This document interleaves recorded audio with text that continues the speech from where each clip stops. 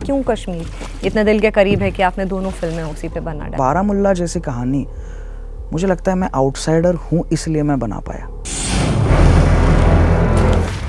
मैं 370 में हम करना चाहते थे, वो पॉलिटिकल थ्रिलर बनाना चाहते जो इंडिया में नहीं बन रहा है, कोई भी डर जाता है बनाने से। आपको डर नहीं लगा इस सब्जेक्ट को, जैसे कि कश्मीर इतनी जल्दी इस सब्जेक्ट को अभी तक सिर्फ ज़्यादा फिल्में बनी भी नहीं? नहीं, डर बस ये बात का होना चाहिए जो निर्देशक हमेशा, मुझे लगता है वो अच्छा डर होता है, वो अच्छा नर्वसनेस होता है कि क्या हम इसके साथ जो हम सोच रहे हैं कि इस यहाँ पे हमें जाना है, ये लक्ष्य है, क्या हमें वहाँ तक हम लेके जाते हैं। अक्सर ऐसा होता है कि अगर फिल्म की शुरुआत अच्छी है और एंडिंग ख़राब है, इसका मतलब है कि आपने फिल्म की फ़िलॉसफी क्रैक नहीं की है।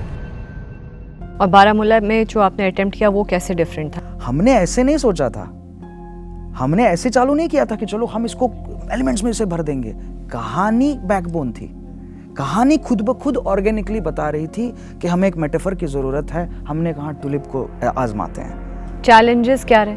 अर्थक्वेक भी आ गया था, स्नोस्टॉर्म भी आ गया था, और मैं तो कहूँगा एक दिन पे तो ग्रेनेड ब्लास्ट भी हो गया था हमारे ऊपर ब्लास्ट जी। ऑलमोस्ट मतलब टारगेट हम थे, लेकिन वो शायद बौखला गए और उन्होंने वो बौखलाहट में ग्रेनेड सीआरपीएफ वैन पे थ्रो कर दिया। लकीली जवान सेफ थे।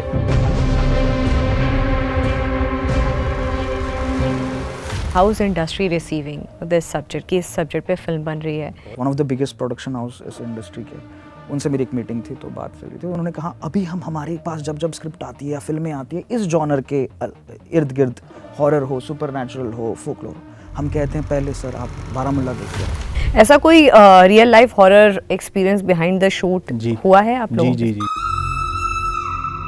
जब एक वादी से उसकी आत्मा छीन ली जाती है और आप उस मतलब वो वर्ड यूज़ नहीं करना चाहिए, बट आप वो सोललेस बॉडी के आप आसपास घूम रहे हो और आप देख रहे हो, वो घर देख रहे हो, आप वो मंदिर देख रहे हो जहाँ पूजा करने वाले अब नहीं रहते, उससे ज़्यादा हॉरिफाइंग मेरे लिए, व्यक्तिगत रूप से मेरे लिए उससे ज़्यादा हॉरिफिक और दिल दहला देने वाली कोई चीज़ नहीं।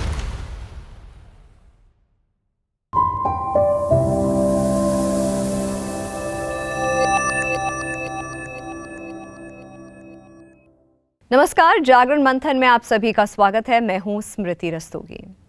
एक और बहुत ख़ास मेहमानों की जोड़ी इस वक्त हमारे साथ है स्टूडियो में, और जैसा कि हम भाषा जी से ऑलरेडी बात कर चुके हैं बारामुल्ला मूवी के बारे में और किस तरीके की परफॉर्मेंस रही है, अब जो मेकर्स हैं, जो राइटर हैं, मेकर्स हैं, जो डायरेक्टर हैं, उनसे बात करते हैं। हमारे साथ हैं मोनाल ठाकर जो कि राइटर हैं और को डायरेक्टर है, creative producer, associate creative producer हैं मोनाल ठाकर, और हमारे साथ हैं आदित्य सुहास जांबले जो कि डायरेक्टर हैं और को राइटर हैं बारामुल्ला फिल्म के। आप दोनों का बहुत बहुत स्वागत है। कॉन्ग्रेचुलेशंस, बहुत अच्छी फिल्म बनाई। आप ही लोगों ने आर्टिकल 370 भी बनाई थी जो कि बहुत अच्छी रिसीव की गई, बहुत लोगों ने पसंद किया। Very well researched concept. मुझे लगता है कि जैसा कि मैंने भाषा जी से भी इससे पहले बात की थी, तो मैंने उनको भी बोला था कि आजकल जो लोगों का टेस्ट है फिल्म्स को लेकर के वो भी बहुत इवॉल्व हुआ है, और ख़ासकर ये जो कश्मीर पे आधारित फिल्में हैं उनको लेकर के लोगों के अंदर हमेशा से जिज्ञासा रही है कश्मीर कैसा है। तो उन्होंने बहुत अच्छी बात बोली कि कश्मीर की कली और रोमांटिसाइजिंग विद कश्मीर, लेकिन अब रोमांटिसाइजिंग से ऊपर उठ करके what are the real problems, what is the real issue in Kashmir. Kashmir असलियत में कैसा है? खूबसूरत है, रोमांटिक है, सब कुछ है, लेकिन वहाँ पे मुद्दे क्या हैं? तो मैं आपसे आदित्य शुरू करूँगी सबसे पहले। आर्टिकल 370 कश्मीर बेस्ड फिल्म, फिर आपकी बारामुल्ला आती है again Kashmir based with like hardcore issues. एक तो खैर बहुत ही पॉलिटिकल बेस्ड ड्रामा थी, और ये तो horror, mystery, drama, everything. And if I am not wrong, you come from Goa, आप गोवा को बिलोंग करते हैं। क्यों कश्मीर को लेकर के आपने ये सब्जेक्ट, आई एम श्योर बहुत लोगों ने पूछा होगा बहुत इंटरव्यूज़ में ये, लेकिन मैं चाहते हैं हमारे भी प्लेटफॉर्म पे आप बताएं क्यों कश्मीर इतना दिल के करीब है कि आपने दोनों फिल्में उसी पे बना डाली? मुझे लगता है पहले तो आर्टिकल 370 से पहले बारामुल्ला बनी थी, मतलब शूट हुई थी। सो हमने आर्टिकल 370 से पहले बारामुल्ला शूट की, उसके बाद आर्टिकल शूट हुई, लेकिन आर्टिकल पहले रिलीज़ हुई और इसके बाद आज अभी बारामुल्ला नेटफ्लिक्स पे आ गई है। सो बतौर एक निर्देशक बारामुल्ला मेरी पहली फिल्म थी। अच्छा, तो वो डायरेक्टोरियल डेब्यू आपका? डेब्यू मेरा एक्चुअल में बारामुल्ला से हुआ था, जिसके बाद of course political thriller article 370 थी। एक बतौर एक गोवन मेरे मेरे कैरेक्टर में रू में गोवा है एक अलग उस, और वो गोवा है जो आज तक सिनेमा ने नहीं दिखाया है, मैं कहना चाहता हूँ। I come from a very small place जिसे कल्चरल कैपिटल कहते हैं गोवा का, पोंडा, जो usually it is called a cultural capital. तो there is obviously lot of influence of folklore and everything around what my state has belong to. लेकिन जब ये कहानी, ये सोच आ गई थी कि क्या हम कश्मीर के ऊपर एक हॉरर फिल्म बना सकते हैं, तो मेरे लिए भी उस वक्त ये था कि कश्मीर के बारे में मैं कुछ जानता नहीं हूँ, लेकिन वो एक चैलेंज था। मैं कश्मीर या इवन अगर मैं बर्फ़ की बात करूँ तो मैं बहुत, मेरी ज़िंदगी में मैंने बर्फ़ बहुत लेट देखा है। यू नो, चाइल्डहुड में मैं कभी हिमाचल, कश्मीर गए थे आप? कश्मीर में गया था, लेकिन बहुत लेट। यही मेरा कहना था कि यूजुअली आप कॉलेज के डेज़ में तो चले जाते हो, एक टूर हो ही जाता है आपका, कभी ना कभी फैमिली टूर हो या कॉलेज टूर हो। तो मेरी ज़िंदगी में कश्मीर और बर्फ़ दोनों चीज़ें बहुत लेट आई थी। लेकिन जब आई, जिस तरीके से आई, मुझे कुछ तो उस जगह के साथ एक ऐसा, एक होता है कॉलिंग कहो आप उसे, या देजावू कहो, ऐसे लगता है कि मैं जानता हूँ इस प्लेस को, कुछ ना कुछ रिश्ता है, एक किस्म की रूबरू हो जाती है आपकी उस जगह से। तो जब ये सब्जेक्ट आया, मैंने सोचा कि ये चैलेंज है, क्योंकि मैं दुनिया को बताना चाहता हूँ कि एक गोवा जैसे जगह से, जहाँ बीचेस के साथ हमें जाना जाता है, वी डोंट हैव लाइक वादियाँ and all, we are completely different terrain all together. लेकिन वहाँ से आने वाला निर्देशक अगर चाहे, अगर कन्विक्शन के साथ एक कोई स्टोरी कहे, तो वो रिसर्च बैक चीज़ करके आपको कल्चरल न्यूआंसेस दिखा के वो आपको कश्मीर की वादियों में भी ले जा सकता है, even though he doesn't come from a Kashmir. Plus craft and plus मुझे मेरा और एक मानना है कि बारामुल्ला जैसी कहानी, मुझे लगता है मैं आउटसाइडर हूँ इसलिए मैं बना पाया। क्योंकि एक मेरा नज़रिया इतना फ्रेश हो जाता है, क्योंकि मैं उस जगह से नहीं हूँ, मेरे बैगेज नहीं है कोई, मेरा कनेक्शन है। तो मैं कोई किसी से बात करता हूँ, किसी फैमिली के साथ बात करता हूँ, रिसर्च करता हूँ, कश्मीरी से बात करता हूँ, कुछ कनेक्शन है, आपका सोल टू सोल कनेक्शन तो हो जाता है। लेकिन फिर भी मेरा पर्सपेक्टिव जो है, वो लेंस जो है, वो इतनी फ्रेश है क्योंकि मैं बहुत बाहर से देख रहा हूँ। तभी जाके आप ऐसे विषय को, एक चलो हॉरर आप ले रहे हो, उसी के साथ आप पॉलिटिक्स भी ले रहे हो, उसी के साथ इमोशन भी ले रहे हो, और कह रहे हो कि मैं इन सब जॉनर्स को मिक्स करके एक नया जॉनर बना दूंगा। मुझे नहीं पता कि ये कैसे थॉट, एक मतलब एक बतौर एक आउटसाइडर मुझे लगता है ये ईजी है कि सोच में ये फ्रेशनेस आना। तो मेरे लिए वो बात बन गई थी। और जब आर्टिकल 370 की बात आई तो मैं जानता था कि दोनों पिक्चर टोटली अलग है। जो मैं 370 में हम करना चाहते थे वो पॉलिटिकल थ्रिलर बनाना चाहते थे, जो इंडिया में नहीं बन रहा है, कोई भी डर जाता है बनाने से। और यहाँ पे तो हम सुपरनैचुरल चीज़, जो जॉनर बेंडिंग चीज़ थी, कोई ये भी फिल्म नहीं बना रहा है। आपको डर नहीं लगा इस सब्जेक्ट को, जैसे कि कश्मीर इतनी जल्दी इस सब्जेक्ट को, अभी तक सिर्फ ज़्यादा फिल्में बनी भी नहीं है, ये 2-3 फिल्में बनी, कश्मीर फाइल्स बनी है और आर्टिकल्स 370 हो गया और बारामुल्ला बनी। आपको कभी इस सब्जेक्ट को, क्योंकि बड़ा ये बहुत वॉलेटाइल सब्जेक्ट लोग ऐसा अक्सर मानते हैं, कि आपको कभी लगा नहीं कि कहीं गलत अटेम्प्ट ना हो जाए या वो साज सही ना छेड़ पाऊँ? नहीं, डर बस ये बात का होना चाहिए, जो निर्देशक हमेशा, मुझे लगता है वो अच्छा डर होता है, वो अच्छा नर्वसनेस होता है कि क्या हम इसके साथ जो हम सोच रहे हैं कि इस यहाँ पे हमें जाना है, ये लक्ष्य है, क्या हमें वहाँ तक हम लेके जाते हैं, या कहीं पे बीच में किसी स्ट्रगल की वजह से हम हार जाते हैं और वहाँ हम नहीं ले जा सकते। तो हर दिन ये मैं ज़रूर कहूँगा कि ये डर था कि यार जो हमने सोचा है वो इतना आसमान की ऊंचाई तक आप जाने की कोशिश कर रहे हो, क्या मैं जा पाऊँगा, क्या हम सबको लेके जा पाएंगे वहाँ पे, जो होना भी चाहिए। I think that is what drived us to work hard. But ये बात नहीं थी कि चलो कश्मीर के ऊपर फिल्म बना रहे हैं तो कैसे रिएक्शंस आ सकते हैं, ऑडियंस क्या करेगा, कोई ग्रुप हमें क्या बताएगा, कुछ टिप्पणी करेगा, ये तो होता रहता है। हम बतौर निर्देशक, हमारा काम है कि अगर कहानी यहाँ पे है तो हम हमारी कहानी यहाँ से बता देंगे। मोनल, अक्सर क्या होता है ना कि लोग लिखते, जो कहानी की शुरुआत होती है वो बड़ी इंट्रीगिंग होती है। ये कई फिल्मों में देखा गया है, कई अब तो वेब सीरीज़ में, कि जो स्टार्टिंग होती है वो बहुत ग्रिपिंग होती है और 1 घंटे तक या आधे घंटे तक इनिशियली बहुत अच्छा, उसके बाद वो चार्म धीरे धीरे लूज़ करने लगती है। लेकिन ये जो फिल्म देखी हमने, ये बहुत ही टाइटली निट थी। हर एक सीन जो था, जो मैं, क्योंकि मैंने देखी हुई है फिल्म, तो मैं ये बता रही हूँ कि हर एक जो सीन था वो बहुत ही रेलिवेंट सीन था उस फिल्म के हिसाब से। तो जब ऐसी आप लोग एज अ बतौर राइटर जब आप अटेम्प्ट करते हैं ऐसी फिल्म्स को, क्या थॉट रहता है कि मतलब बीच में कहीं ऑडियंस का जो ध्यान है ना, कई बार यार बड़ी स्ट्रेच्ड लग रही है ये फिल्म, और ये क्या ज़रूरत थी इसको डालने की? नहीं, इसमें सबसे बड़ी चीज़ है कि अक्सर क्या हो जाता है कि कुछ राइटर्स होते हैं या कुछ डायरेक्टर्स होते हैं, वो अपने सब्जेक्ट को लेके इतने एनामर्ड हो जाते हैं, इतने इम्प्रेस्ड हो जाते हैं खुद से और उस सब्जेक्ट से, कि उनको लगता है कि ये सब्जेक्ट इतना इंटरेस्टिंग है, इसी पे फिल्म चल जाएगी। अब इसमें मैं लिखता जाऊँ, इंडल्जेंस जिसको कहते हैं, मैं इंडल्जेंटली लिखता जाऊँ, तो अपने आप लोग आने ही वाले हैं देखने के लिए, क्योंकि मैंने सब्जेक्ट इतना स्ट्रांग लिया है। इसलिए जो शुरुआत होती है फिल्म की 15 से 20 मिनट, वो अक्सर ऐसा होता है कि अगर फिल्म की शुरुआत अच्छी है और एंडिंग ख़राब है, इसका मतलब है कि आपने फिल्म की फ़िलॉसफी क्रैक नहीं की है। आपने सिर्फ एक सब्जेक्ट से एनामर्ड होके, इम्प्रेस्ड होके ये सोच लिया है कि अब इसके साथ हम जो भी करेंगे लोग देखने आएंगे ही आएंगे। अक्सर ये होता है कि जब दोनों हाफ अच्छे होते हैं या फिल्म प्रोग्रेसिवली ऊपर ही चली जाती रहती है, इसका मतलब है फिल्म की फ़िलॉसफी sही है। क्योंकि जो आप कहना चाहते हो फिल्म के द्वारा जब वो स्पष्ट है ना, तो आपको एंड स्पष्ट मिलेगा उसका, और एंड स्पष्ट मिलेगा तो एंड का रास्ता भी स्पष्ट मिलेगा, एंड का रास्ता स्पष्ट मिलेगा तो उसको वहाँ तक शुरुआत से मिड तक ले जाना कहाँ है वो भी स्पष्ट हो जाता है। तो जैसे कि आदित्य सर बोल रहे हैं कि इंटेंट सबसे ज़्यादा मैटर करता है। आप फिल्म की फ़िलॉसफी क्या है? अगर हम आर्टिकल 370 की बात करें तो आर्टिकल 370 हम इसलिए नहीं बना रहे क्योंकि हम इम्प्रेस्ड है कि इतनी बड़ी चीज़ हो गई, बहुत ही पेट्रियाटिक चीज़ थी, देश में इतना बड़ा कारनामा हो गया, हम बहुत खुश हैं, हम बहुत प्राउड है। ये सब चीज़ें तो हैं, ये तो एक हमारा ऑर्डिनरी रिएक्शन है। पर फिल्म हम क्यों बना रहे हैं इस पर? क्योंकि अगर आप इसको पेपर पे देखें तो कोई सोचेगा बहुत ही ड्राई सब्जेक्ट है, एक लेजिस्लेशन पास हुआ है, हाँ थोड़ी सिक्योरिटी बढ़ गई थी कश्मीर में, इस पर क्या फिल्म बन सकती है?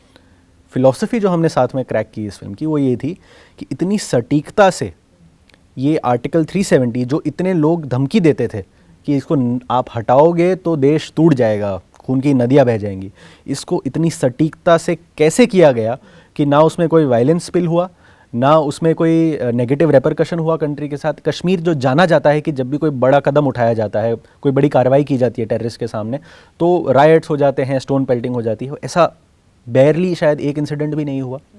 तो फिलॉसफी ये थी कि इसके पीछे जाना है। तो जब आप ये फिलॉसफी पकड़ लेते हैं तो फिल्म की स्टार्टिंग सही होती है, आप दिखा रहे हैं कि कैसे हुआ करता था, फिर आप बोलते हैं कि उस मिस्टेक से क्या सीखी सरकार, उन्होंने क्या कदम उठाए, और फिर आप एंड में आ जाते हैं सही पॉइंट पे कि कितनी सटीकता से ये किया गया। जब आप ये इंटेंट के साथ ऑनेस्ट है, अगर मैं सिर्फ आर्टिकल 370 का एग्जांपल लेके बात कर रहा हूँ, तो आप अपने अंतिम पड़ाव तक पहुँच जाएंगे जो कि सफल हो जाएगा आपका। और बारामूला में जो आपने अटेम्प्ट किया वो कैसे डिफरेंट था? क्योंकि ऑब्वियसली ये सब्जेक्ट बिल्कुल डिफरेंट था कि ये हॉरर मिस्ट्री थी, हॉरर ड्रामा था, थ्रिलर थी। तो अगर हम इसके अब फिलहाल क्योंकि इतना टाइम हो चुका है, लोग फिल्म देख चुके हैं, तो बहुत सटल वे में येट बहुत असर्टिव वे में आपने एक्सोडस ऑफ कश्मीरी पंडित्स को भी टच किया। जी जी ठीक है, आपने एक हॉरर एस्पेक्ट भी उससे रिलेट करके टच किया। वो वाइट फ्लावर जो दिखता था, ट्यूलिप, वाइट ट्यूलिप, उसका भी आपने कश्मीरी एस्पेक्ट में वो भी आपने रेलेवेंस बिल्ड किया। लेकिन again holding on to the audience कि अब पहले लगता है कि नहीं ये भूत पे रिलेटेड मूवी है, भूत की मूवी है, फिर बाद में धीरे धीरे towards the end subject clear होने लगता है। जी, तो इसका हमारा अप्रोच ये था, स्पेशली जामली सर का जो पहले दिन से क्लियर विजन था कि आप जो सेंसिटिव चीज़ें होती हैं, इतने सेंसिटिव सब्जेक्ट्स होते हैं जो एक समुदाय के बारे में, एक रिलीजन के बारे में हो जाते हैं, एक एथनिसिटी के बारे में हो जाते हैं, एक भारत का one of the most burning issues है जो कश्मीर है, तो इस पे सबके अपने अपने ओपिनियन होंगे। पर अगर आप वही ओपिनियन आउटराइट जाके स्क्रीन पे डाल देंगे, सिनेमा बहुत अलग चीज़ है, आप जर्नलिज्म करती हैं, journalism is very straightforward, it is suppose to be, पर सिनेमा एक बहुत ही अलग मीडियम है। तो अगर आप सामने से जाके कर देंगे तो वही बात हो जाएगी, मैं आपको बोलूँगा don't think about an elephant, तो आपके दिमाग में सिर्फ एलिफेंट ही आएगा। तो हमारा अप्रोच ये था कि अपना मैसेज इस तरीके से अनफोल्ड किया जाए, एक तरीके से डिलीवर किया जाए कि जो आपसे सहमति रखता है वो तो उसका तो दिल छू ही ले ये कहानी, पर जो आपसे असहमत है वो भी अपने पर्सपेक्टिव को सोचने पे, क्वेश्चन करने पे मजबूर हो जाए। और ये तभी हो सकता है जब आप चीज़ें अनफोल्ड करके, आप उनको पहले दिन से ये नहीं बोलते कि ये सोचो, आप उनको एक कहानी सुनाते हैं जिसमें वो इंटरेस्टेड है, और फिर आप बोलते हैं ये हमारा थॉट है, आपको क्या लगा। सो वाइट ट्यूलिप जो है, अब हम ये तो कोई भी बैठ के बात कर सकता है कि जो हुआ वो बहुत बुरा हुआ, कश्मीरी पंडित इनोसेंट थे, उनके ऊपर अनप्रोवोक्ड एक अटैक हुआ है, जेनोसाइड हुआ है, बट वाइट ट्यूलिप जो है वो एक सिंबल बन जाता है फॉर इनोसेंस।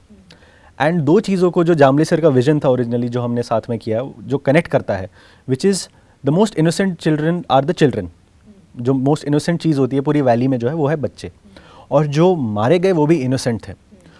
तो हम अक्सर प्रेजेंट में जी के हम सोचते हैं प्रेजेंट में जो हो रहा है हम उसको एक ही माइंडसेट से देखते हैं। फ्यूचर, पास्ट और प्रेजेंट ये तीनों एक ही कड़ी हैं, तो उन तीनों को जोड़ने का प्रयास था, और इसीलिए वाइट ट्यूलिप जैसा एक मेटाफर आया जो कश्मीर से सिनोनिमस है। ट्यूलिप्स टूरिस्ट अक्सर देखने जाते हैं, इसलिए वो एक खुशी का एक खिलखिलाता सिंबल है। White is the colour of innocence, purity. अक्सर हम ये भी देखते थे कि वाइट फ्लावर्स जो होता है वो किसी की मृत्यु पे, मॉर्निंग पे भी लगाए जाते हैं। तो अगर आप एनिमेशन सीक्वेंस देखेंगे स्टार्टिंग का, तो उसमें कुछ लोग अपनी जान बचाकर भाग रहे हैं, किसी पे गोली चलती है and one of the person falls, और उनका जो खून होता है वो ज़मीन में उतरता है और उसमें से ट्यूलिप उग के बाहर आता है। So that was one hint that we had put कि वो tulip is a remembrance of the innocent that who has passed. It attracts innocent children of the valley. वो उनको जब देखते हैं वो आते हैं और उसको छूते हैं, और वो फ्लावर की जो इनोसेंस है वो रिकग्नाइज करती है कि कोई इनोसेंट बच्चा अगर उसके मन में जहर भरा गया है तो वो एज अ रेडार एक्ट करता है वो ट्यूलिप। एंड जब वो tulip as a radar act करता है, उसकी एक पत्ती निकल जाती है और वो बच्चों को दूसरी दुनिया में जो सोल्स होती है, शैडोज हो जाए, तो वो ले जाते हैं to protect them from that radicalisation. तो ये एक्चुअली आदित्य सर ने और मैंने सोचा था कि ये मेटाफर्स जो होते हैं ना, दे स्टे विथ पीपल। अगर ये सेम चीज़ मैं आपको नॉर्मली बात करूँगा तो ऑफकोर्स कन्वे हो ही जाएगी जो लोग संवेदनशील हैं, पर अगर वो मन में बात गहरी घुसानी है, उसको करना है, तो ये metaphors are the most powerful instrument in our hands as creators. और मुझे लगता है आदित्य, जिस तरह से स्टोरी टेलिंग, जैसे मैं बार बार कहती हूँ, वो बहुत इवॉल्व हुई है। पहले एक वे था जिसमें सभी लोग अप्रोच करते थे, अब ये इतना डायनेमिक हो गया है स्टोरी टेलिंग का जो कॉन्सेप्ट है कि आप अच्छा मुझे नहीं पता, आप ही बताएंगे ये कि इसको कॉपी करना भी आसान नहीं रह गया। पहले तो एक ही ढर्रे पे जैसे चलते सब वैसी ही फिल्म बनाने लगते, आज भी प्रयास होते हैं, कोशिश होते हैं, लोग एफर्ट्स डालते हैं कि वैसी चीज़ें बना लें या कॉपी हो जाए, लेकिन इतना इवॉल्व हो चुका है, इतना डायनेमिक है स्टोरी टेलिंग। जैसे आपने बोला कि एक हॉरर, थ्रिलर, ड्रामा, उसके साथ इमोशंस को कनेक्ट करना, एक पेन को दिखाना, मतलब वो जो जैसे जैसे अनफोल्ड होती हैं ये चीज़ें, और मुझे लगता है इसी तरीके से जो आर्टिकल 370 भी आपने बनाई है, उसमें भी तमाम तरीके के जो इमोशंस हैं एक ही साथ पैरेलली वो चल रहे हैं। अब कहाँ से ये मतलब, क्योंकि भारत में तो ये कॉन्सेप्ट बहुत नया है, हालांकि और जो देश हैं वो इवॉल्व कर रहे हैं, कर चुके हैं। जैसे कोरियन ड्रामास को बहुत कॉपी किया जा रहा है, उनका स्टोरी टेलिंग का तरीका बिल्कुल डिफरेंट है, बहुत डिफरेंट है, उसको हम कॉपी भी नहीं कर सकते। That is a very different way. आप कॉपी तो कुछ भी कर सकते हैं, लेकिन एग्जैक्ट उसको कॉपी नहीं कर सकते, उसको रेप्लिकेट नहीं कर सकते। तो आपका ये जो स्टोरी टेलिंग का ये जो तरीका है, आपको लगता है कि लोगों को इम्पैक्ट किया है?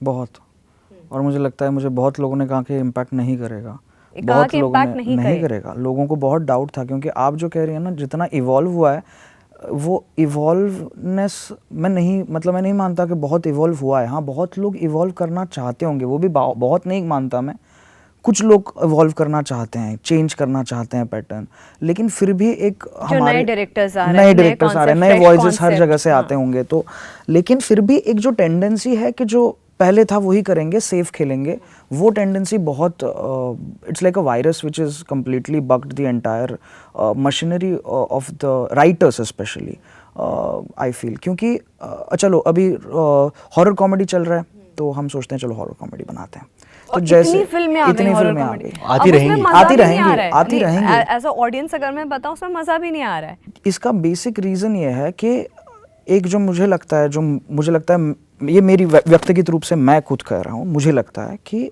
ऑडियंस को जानते नहीं है, तब ये प्रॉब्लम होता है। हमें लगता है कि हम ऑडियंस को जानते हैं, हम नहीं जानते। बहुत जगह पे आज भी ये प्रॉब्लम है कि हम इंडियन ऑडियंस को बहुत अंडर एस्टिमेट करते हैं। हमें लगता है कि जैसे बारामुल्ला की 2 चीज़ें आपको मैं बता देता हूँ। जब मैंने ये जॉनर्स मिक्स किए थे, इंटरनली सब लोगों को, मतलब बहुत लोगों को ये प्रॉब्लम थी। बहुत लोगों ने मुझे कहा कि सुनने के लिए बढ़िया लग रहा है, नरेशन हो गया बढ़िया, लोग दिमाग खुल गए, भाई क्या कर दिया, लेकिन एंड में जाके कहते हैं कि यार बट ये बहुत ही, इसको ना थोड़ा सा हम लोग कॉन्जरिंग बना देते हैं, इसको थोड़ा सा हम लोग जो हॉरर का पैलेट है, चलो घर में आ गए, घर के अंदर ही ख़त्म कर देते हैं ना स्टोरी। ये बाहर का टुलिप वगैरह क्यों चाहिए?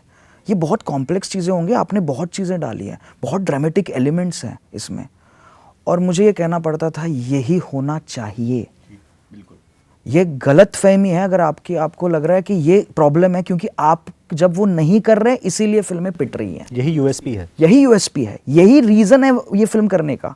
अगर आप ये नहीं समझ रहे हो तो प्रॉब्लम आपको पता ही नहीं है कि क्यों फिल्म पिट रही है। फिल्म पिट रही है क्योंकि वो सरफेस लेवल पे जा रही है, ना उसमें कोई ऑडियंस को थिंकिंग की कैपेसिटी टेस्ट हो रही है, ना ऑडियंस को ऐसा लग रहा है कि कुछ वो नया देख रहे हैं, ना ऑडियंस उसमें इंक्लूसिव हो रही है कि चलो मैं एक किरदार के तौर पे उस फिल्म में चला गया, उस वाइब को मैं जी रहा हूँ।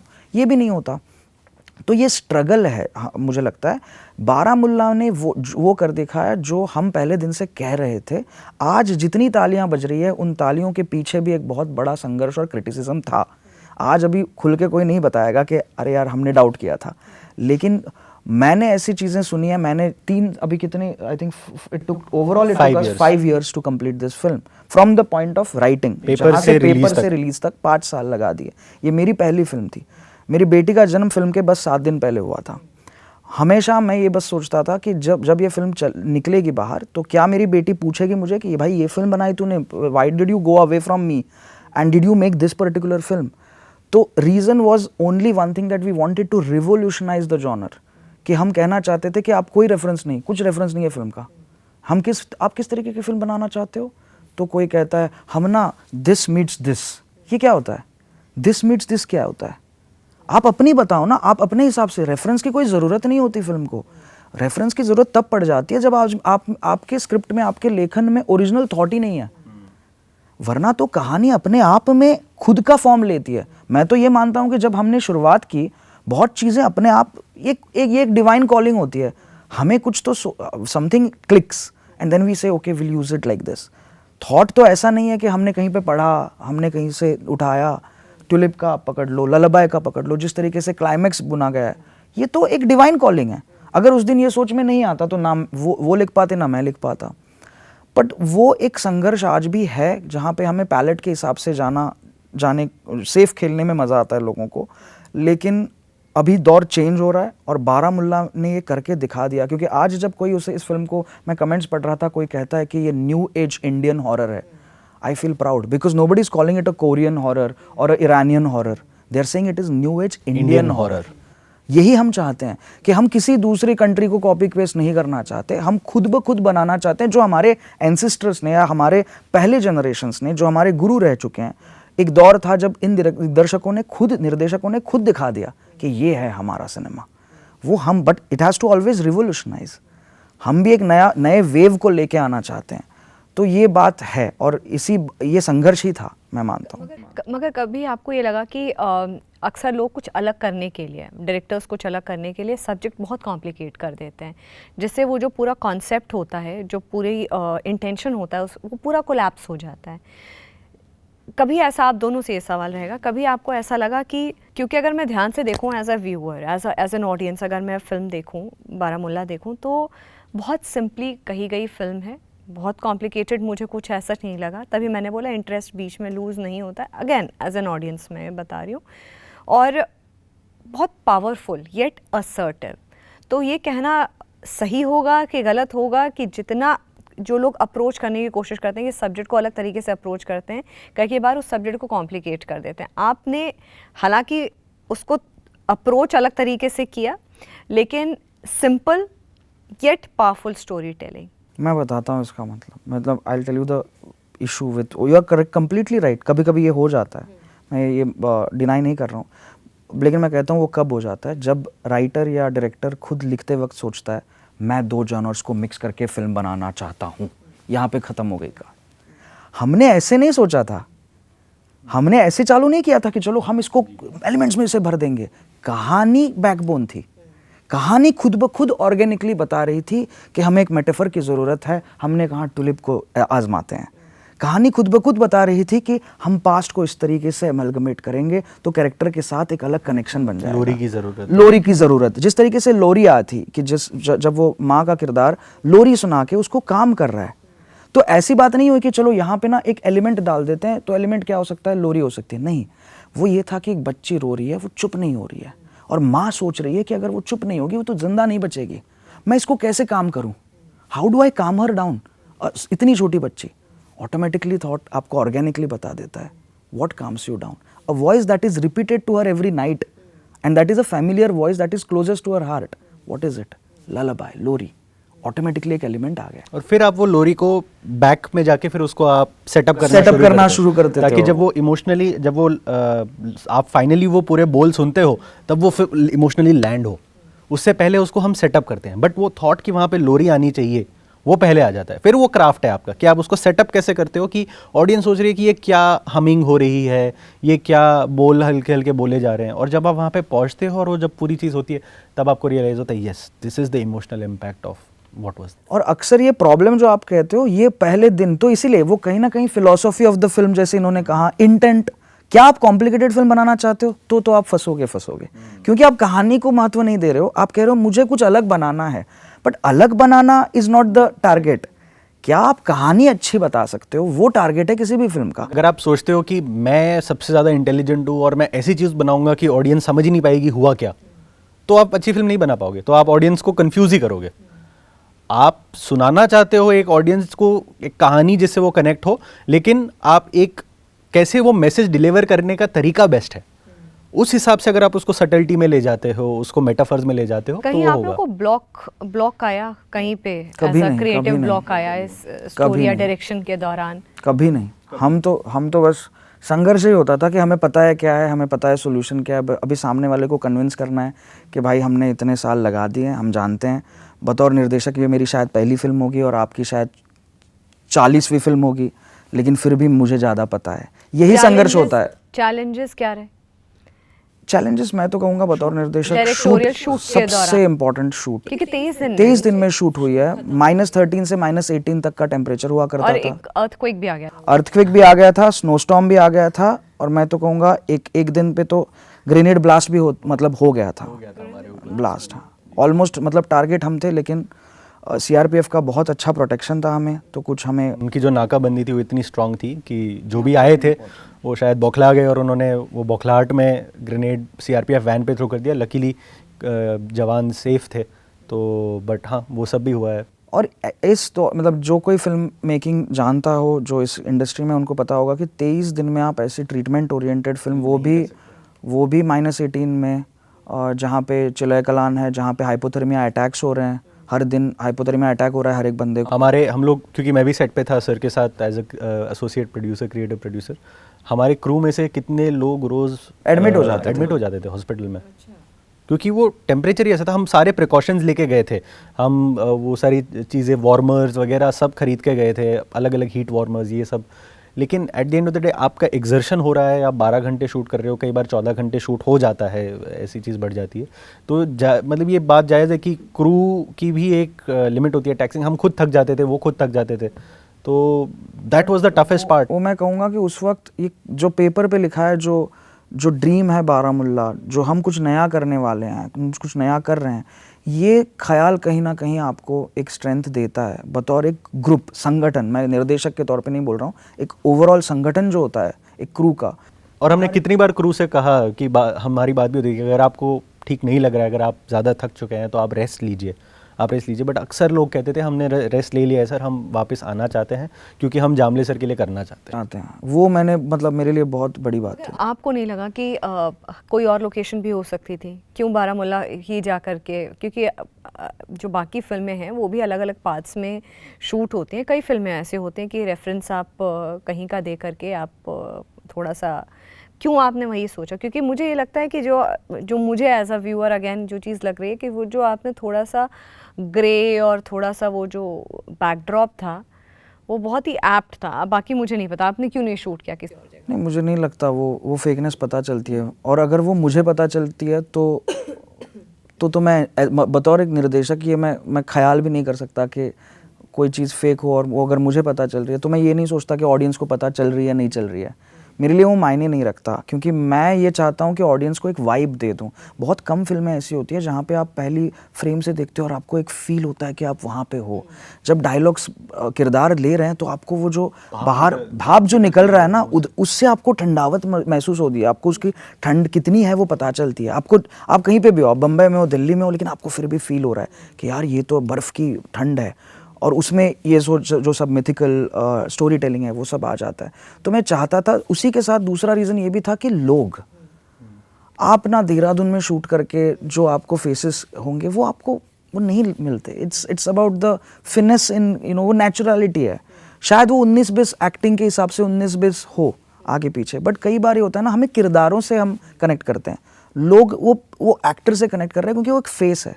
वो मैं उसको कितना भी बेवकूफ़ बनाना चाहूँ ना, वो यहाँ तक नहीं पहुँचेगा. शायद वो कहेगा चलो हमें कश्मीर लगा, लेकिन वो यहाँ नहीं लगेगा कश्मीर उनको. आज वो इस तरीके से रिस्पॉन्ड इसलिए कर रहे हैं ऑडियंस क्योंकि पूरी की पूरी फिल्म हमने वहाँ की है ना. इंटीरियर्स भी हमने चीट नहीं किया है, क्योंकि इंटीरियर्स में भी एक्टर्स को मैं देना चाहता था वो स्ट्रगल कि आप समझो ठंड क्या है. ऐसा नहीं है कि इंटीरियर्स में अगर बम्बई में कर देता तो ट्रैफिक से चले जाते पूरा पसीने से और बाद में स्टूडियो में आके वो कर देते.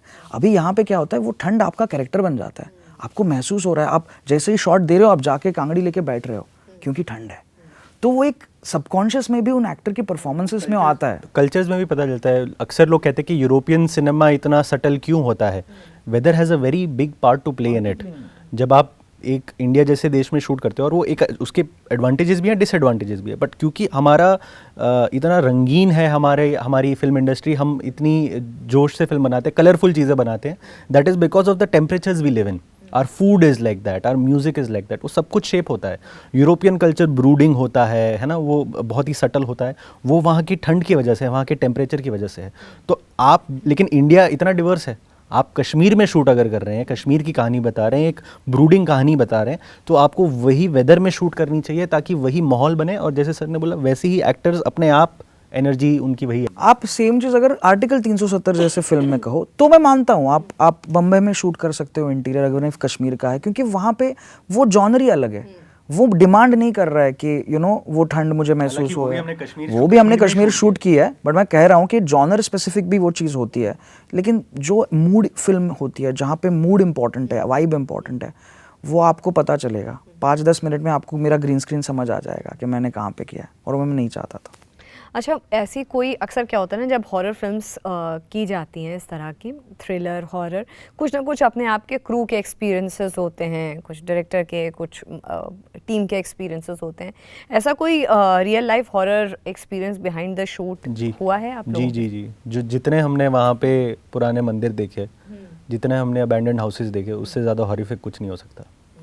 जब एक वादी से उसकी आत्मा छीन ली जाती है और आप उस मतलब वो वर्ड यूज़ नहीं करना चाहिए, बट आप वो सोललेस बॉडी के आप आसपास घूम रहे हो और आप देख रहे हो, वो घर देख रहे हो, आप वो मंदिर देख रहे हो जहाँ पूजा करने वाले अब नहीं रहते. उससे ज़्यादा हॉरिफाइंग मेरे लिए, और भी शायद सुपरनैचुरल इंसिडेंट्स हुए होंगे किसी के साथ, पर व्यक्तिगत रूप से मेरे लिए उससे ज़्यादा हॉरिफिक और दिल दहला देने वाली कोई चीज़ नहीं थी उन जगहों पे जाना. मुझे लगता है जैसे इन्होंने कहा, ये तो था ही, क्योंकि हम साथ में गए थे सब अबैंडन्ड हाउसेस के लिए. हमने तो ये भी चाहा था, और हमने पूरे क्रू को लेके गए वापस. जब एक्चुअल शूट था, उस शूट से पहले हमने कहा कि पूरा क्रू जाके देखे, ताकि हमें जो महसूस हो रहा है वो उनको भी हो, और वो फील होता है. वो हॉन्टिंग है. मतलब आपको ऐसा प्रेजेंस फील होता है कुछ, एक आप उसे एनर्जी कहो, आप उसे पास्ट कहो, आप उसको वॉइस कहो, जो कुछ आप कहना चाहते. लेकिन उसी के साथ मुझे याद है, जब हम जिस लोकेशन पे, जो घर का लोकेशन है बारामुल्ला का, वो एक ओरिजिनली एक लेप्रेसी हॉस्पिटल हुआ करता था, जिसका बस अभी 10% ऑपरेशनली यूज़ किया जाता है, बाकी का तो यूज़ नहीं किया जाता. तो हमने उसे पूरा चेंज करके, प्रोडक्शन डिज़ाइन करके, मोनिका बलसारा हमारी पीडी जो थी, उन्होंने सब चेंज करके अकॉर्डिंग टू द फिल्म घर बना दिया. उसमें जो क्लाइमैक्स सीन शूट हुआ है, जिसका सबसे बड़ा क्लाइमैक्स, जो मैं कहूँगा मैक्सिमा था क्लाइमैक्स का, वहाँ का जब शूट ख़त्म हुआ और हम लोग जब वहाँ से 13 दिन I think we were shooting there, जब हम निकल रहे थे, तो निकलते वक्त तो सारा क्रू फट करके सब चीज़ें, वो एक लोकेशन जहाँ पे एक जान होती है, अचानक से वो खाली होने लगती है, सब चीज़ें एम्प्टी होने लगती है, आप सब चीज़ें लेके जा रहे. तब मुझे एक सेंसेशन हुआ था वहाँ पे कि शायद उसी रूम में रह के, कि शायद मुझे ऐसे लग रहा था कि यार मैं वापस आने वाला हूँ यहाँ पे. एक होता है ना, एक फीलिंग होता है वो, I don't know how to explain it, लेकिन शायद मुझे लग रहा है कि मैं वापस आने वाला हूँ. मुझे याद है मैंने इनको भी कहा था, मेरे पुनीत जी जो मेरे ईपी थे, उनको भी कहा था. तो मुझे पुनीत जी ने कहा, भाई और एक दिन नहीं मिलने वाला शूट करने के लिए, पैच वर्क वगैरह कुछ आने वाला नहीं है. तो वो बहुत ही कॉमेडी में हम उस बात को भूल गए. लेकिन आगे चल के जब आर्टिकल 370 की बात है, एक छोटा सा सीन शूट करना था, तो वहीं पे शूट किया गया. और वो मज़े की बात ये थी कि पहले मुझे नहीं पता था कि एग्जैक्टली, क्योंकि वो बहुत ही छोटा सीन था, बहुत ही मिनिस्क्यूअल पार्ट था, इतना कुछ बड़ा था नहीं. तो हमारे जो एसोसिएट थे वही लोकेशंस को ये कर रहे थे. तो एक दिन पहले उन्होंने कहा कि और नई टीम थी, नई Article टीम थी, 370 की 370 की नई टीम थी। तो उन्होंने जब कहा हमें एक श्रीनगर में एक लोकेशन मिला है और वहाँ पे एक ये रूम भी है और हमें एक एली भी मिल रहा है, ब्रिज भी मिल रहा है। तो हमने सोचा यार ब्रिज मिल रहा है, ब्रिज कहाँ पे गया, नहीं श्रीनगर में ही है। तो हमने कहा फ़ोटो देखा, तो फ़ोटो देखा तो वही। उसके बाद जब वहाँ चला गया और जब उन्होंने देखा कि उन्होंने जो मार्क किया था जो जगह, वो वही रूम थी, वो वही रूम थी जहाँ पे मुझे ये लगा कि मैं इसी रूम में आने वाला हूँ वापस। और मैं कुछ आई थिंक 6 महीने के अंदर वो उसी जगह पे लौट आया। तो वो मेरे लिए एक बहुत चिलिंग एक्सपीरियंस था शूट का। वापस से आपको कॉलिंग आई कि यहाँ पे आना है। अच्छा मुझे ना आप लोग ये भी बताइए कि क्यों इंडिया स्ट्रगल करता है एक अच्छी यूनिक हॉरर फिल्म बनाने में?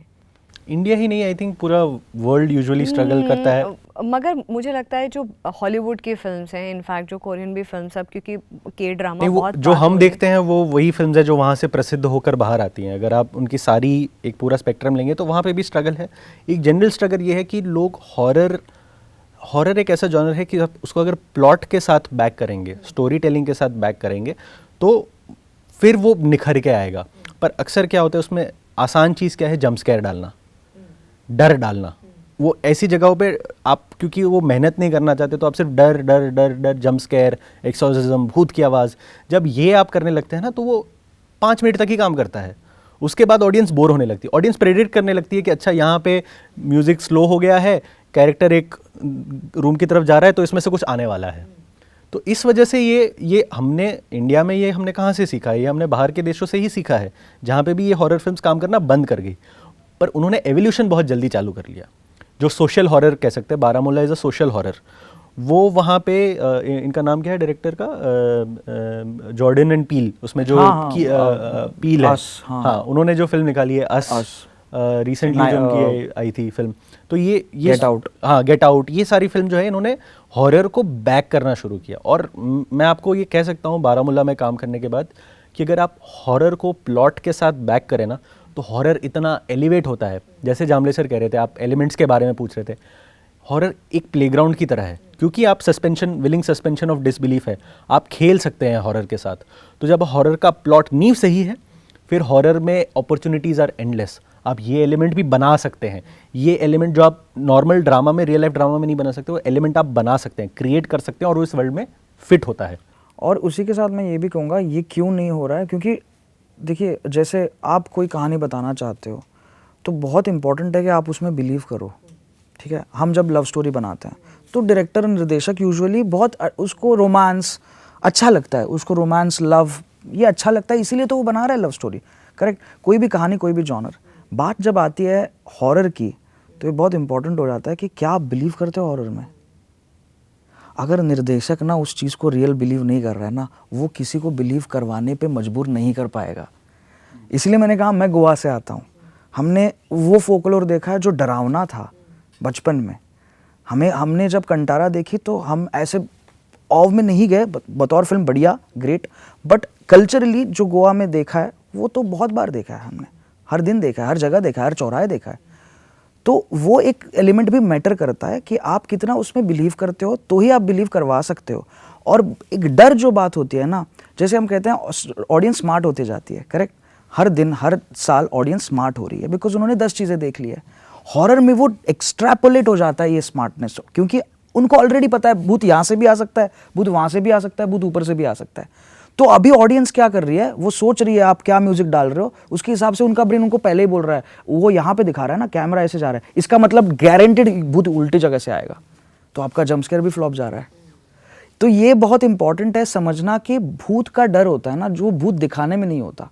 भूत का डर या किसी भी एंटिटी का डर is knowing that the ghost exists but you can't see it. आपको मैं कहूँ यहाँ पे कुछ है लेकिन आप उसे देख नहीं पा रहे हो तो आपको डर लगेगा, क्योंकि बाद में आपका इमेजिनेशन आ जाता है, आप सोचते हो कैसा दिखता होगा, क्या होगा, उससे आपको पूरा आपकी वल्नरेबिलिटीज को वो कैप्चर कर देता है। बट अगर मैं आपको दिखा दूं भाई ये भूत ऐसा दिखता है, उसकी आंखें ऐसी है, ये ऐसी हैं, अगली बार तो आप जानते हो कैसे दिखने वाला है, 10 बार आए या 100 बार आए आप तो जानते हो। ये मुझे लगता है इमोशनल, ये बहुत लोग जानते नहीं हैं, तो इसीलिए वो ऑटोमेटिकली लेजी हो जाते हैं, लेजी हो जाते हैं, एंड इसीलिए हमारे पास वैसे फिल्में नहीं होती। कश्मीर का जो सब्जेक्ट है, इस पे इंडस्ट्री का क्या reaction, how is industry receiving this subject कि इस सब्जेक्ट पे फिल्म बन रही है? बहुत ही अच्छा रिस्पॉन्स बहुत ही आया अच्छा। Across the spectrum, from big producers to small producers, big directors, small directors, हमारे एक्टर दोस्त हैं, राइटर दोस्त हैं।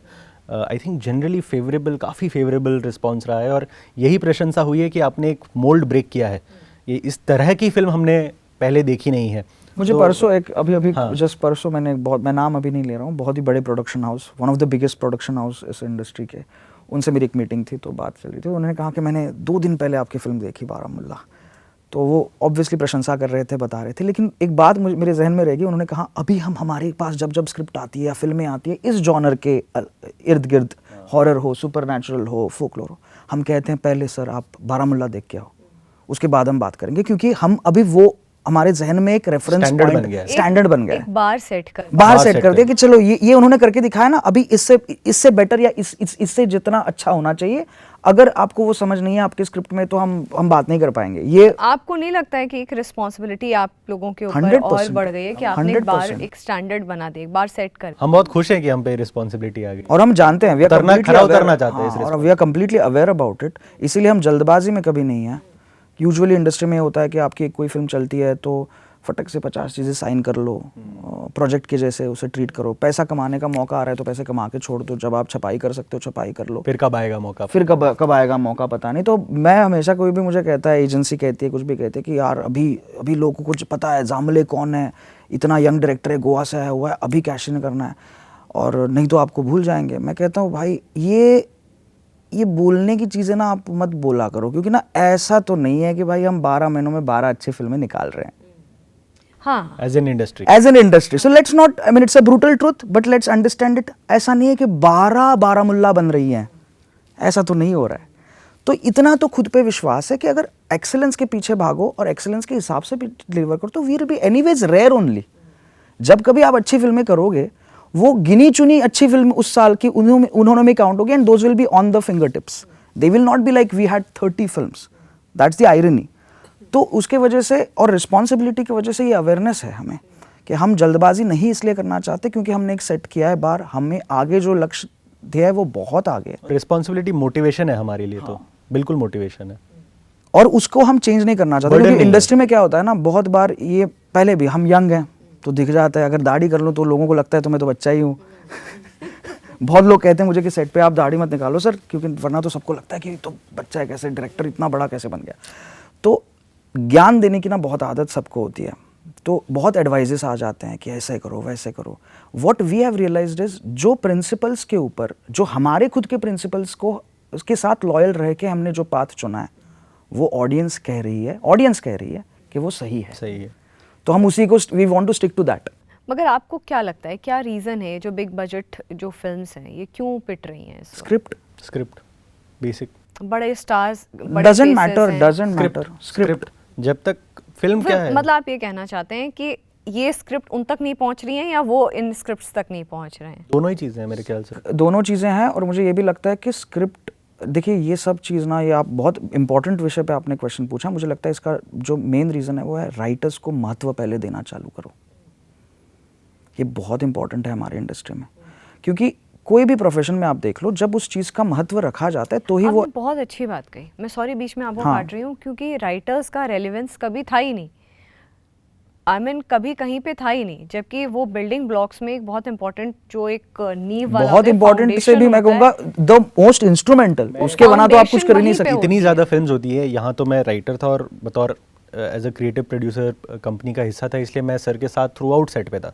बट अक्सर ऐसे फिल्म सेट्स होते हैं जहाँ पे राइटर सेट पे नहीं होते, तो ना एक्टर्स का उनसे इंटरेक्शन हो रहा है on a day to day basis, और फिल्म बहुत चेंज होती है सेट पे आके कई बार, परफॉर्मेंसेस से, लोकेशन से, सर्कमस्टांसेस से।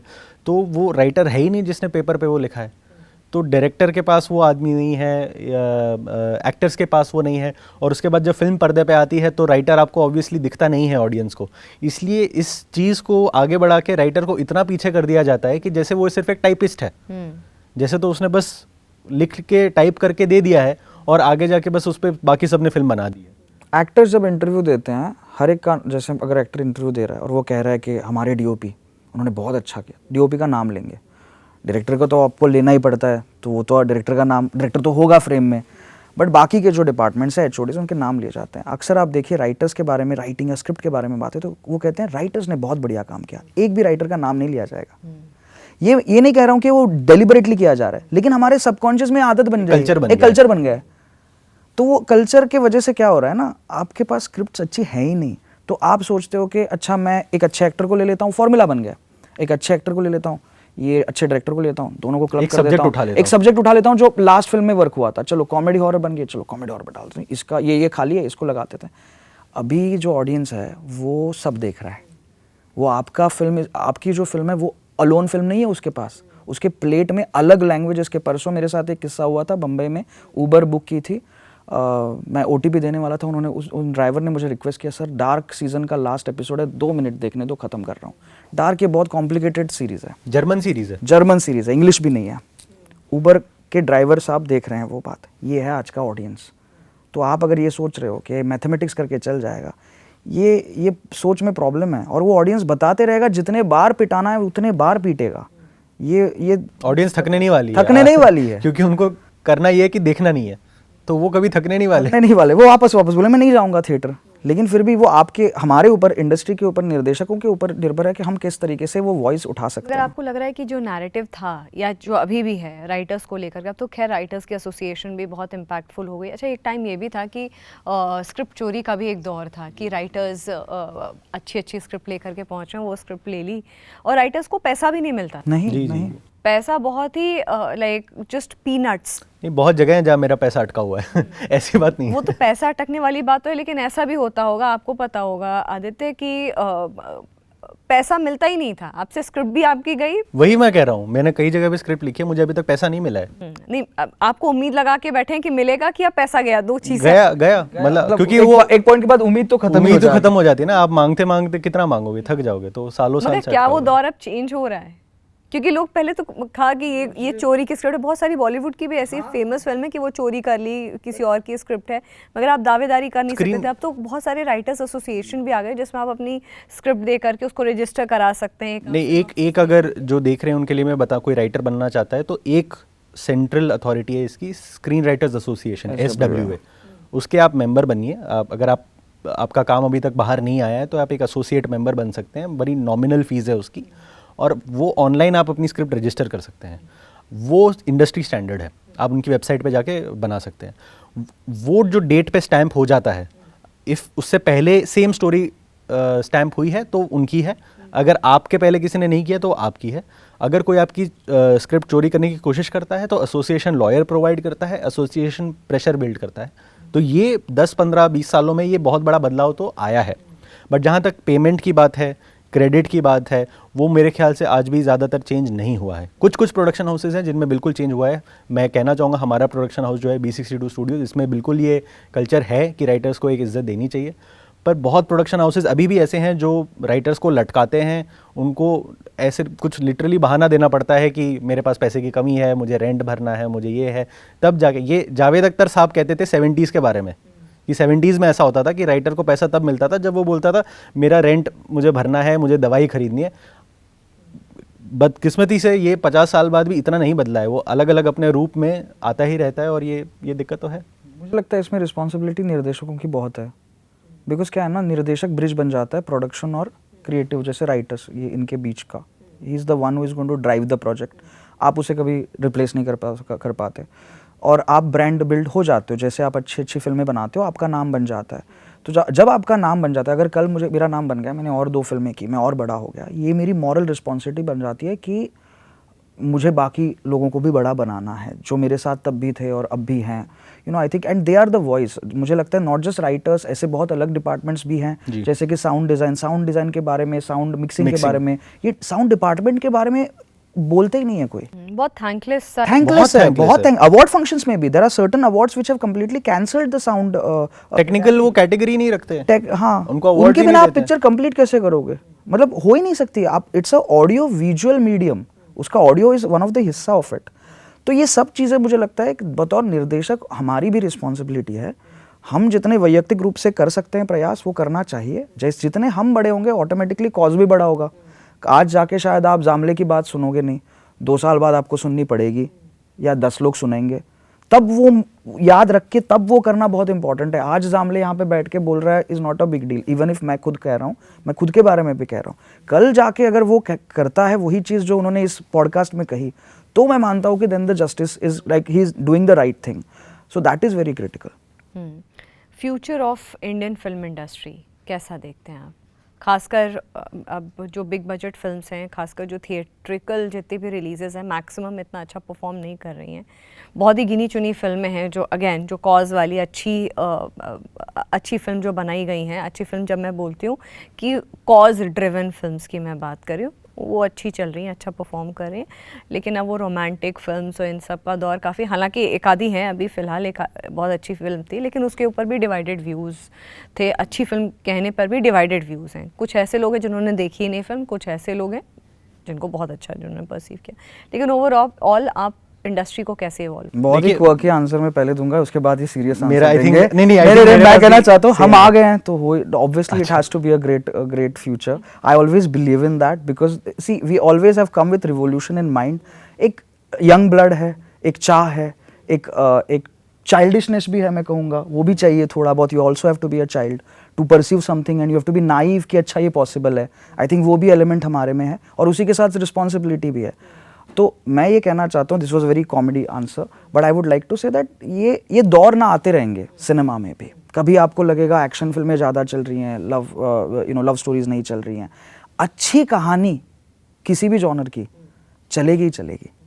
जब तक हम अच्छी कहानियों के बारे में सोचेंगे ना, वो कोई भी जॉनर हो, आप थ्रिलर करो, पॉलिटिकल करो, लव स्टोरी करो, रोमांस करो, वो चलेगा। आज भी मुझे लगता है कि वो बात होती रहेगी। And when we have entered it, I am genuinely now giving a serious interpretation of that answer, we have entered with lot of optimism.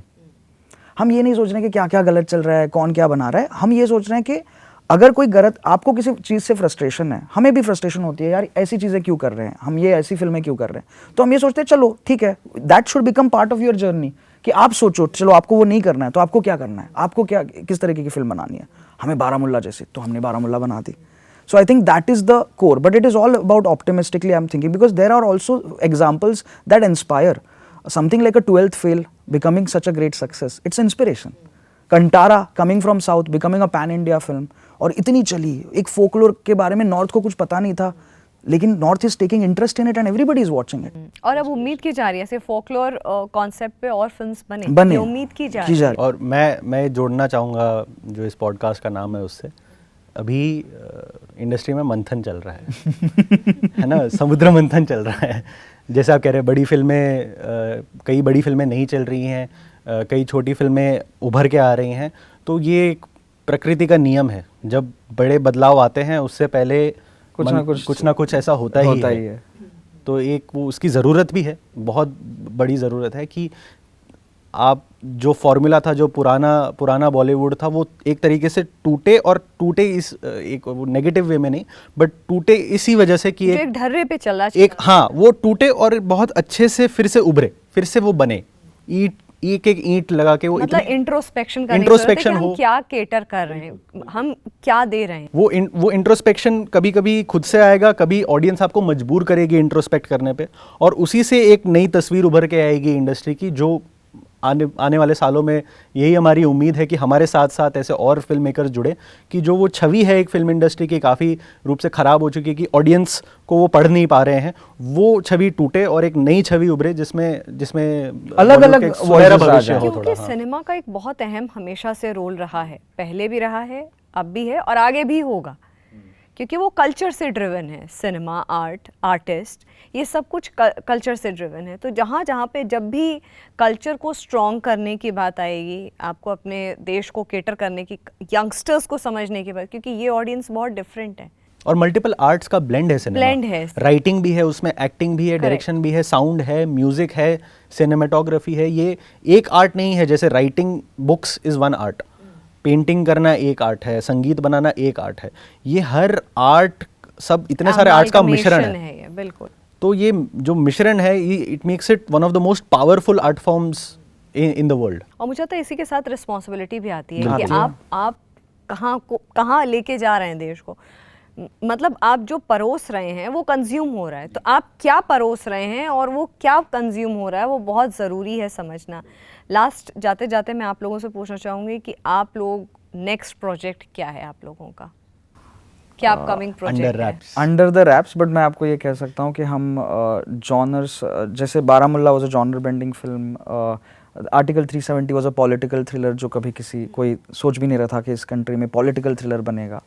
तो उसी को आगे लेते हुए हम अलग जॉनर्स में अभी टैप इन कर रहे हैं। I think both of us are kind of writing things together, multiple different projects. One of the genres which we want to really revolutionise in our own way और interpret it in our own way is action.